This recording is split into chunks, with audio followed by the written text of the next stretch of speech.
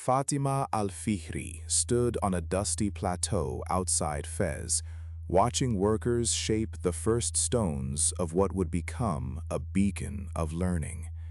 She had just inherited a fortune from her father, a successful merchant who had fled Kairouan after political upheaval. In a society where women rarely directed major public projects, her decision to fund a mosque raised eyebrows. Yet she pressed on, determined to create a place where knowledge could serve the community. The year was 859 CE. Fez was a growing hub of trade and scholarship, drawing merchants, jurists, and mystics from across the Muslim world. Fatima's father, Muhammad al-Fihri, had amassed wealth through the spice and textile trades, and upon his death, he left his daughter and her sister a sizable inheritance. Rather than spend it on luxury, Fatima chose to dedicate the money to a religious endowment, a Waqf, that would support a mosque and a school for seekers of knowledge. She commissioned local artisans and oversaw the procurement of materials, ensuring the building followed the modest yet sturdy style of early Islamic architecture. The mosque's prayer hall rose first, its courtyard opening to the sky, while adjacent rooms were set aside for teaching. When the first call to prayer echoed from its minaret, scholars from nearby towns began to gather, drawn by the promise of free instruction in Quranic exegesis, law, and Arabic grammar. What made Al-Qarawiyyin distinctive was not just its architecture, but its structure of learning. Students sat in circles around teachers, receiving ijaza, formal authorization, after demonstrating mastery of a text. This system, rooted in the tradition of scholarly chains, allowed the institution to grant what we now recognize as degrees.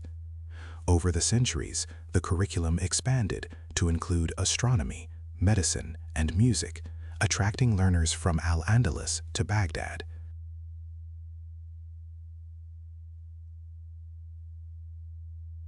A pivotal moment came in the 12th century when the renowned geographer Al-Idrisi visited Fez and noted in his writings that Al-Qarawiyyin housed a library rich with manuscripts on science and philosophy.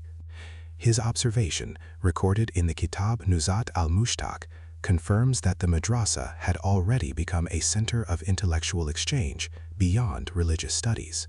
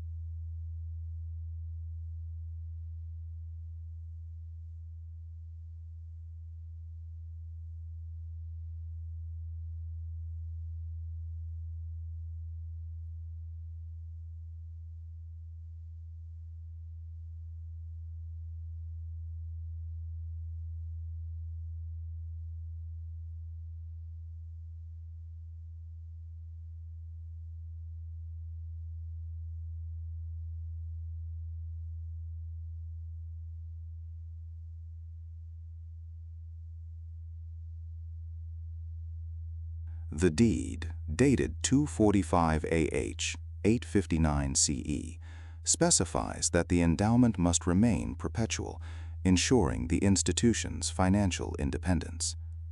Her legacy endures not only in the stone arches of Fez, but in the very idea that education can be a charitable act rooted in faith. Modern universities still look to the Waqf model for sustainable funding, and scholars point to Fatima's example when discussing women's patronage in early Islamic history. Historians such as George Makdisi have argued that the organizational model of madrasas like Al-Qarawiyyin, with its system of ijaza and scholarly circles, contributed to the development of the medieval European university, particularly through the translation of Arabic works into Latin in centers like Toledo. When visitors walk the marble courtyards today, they walk on a vision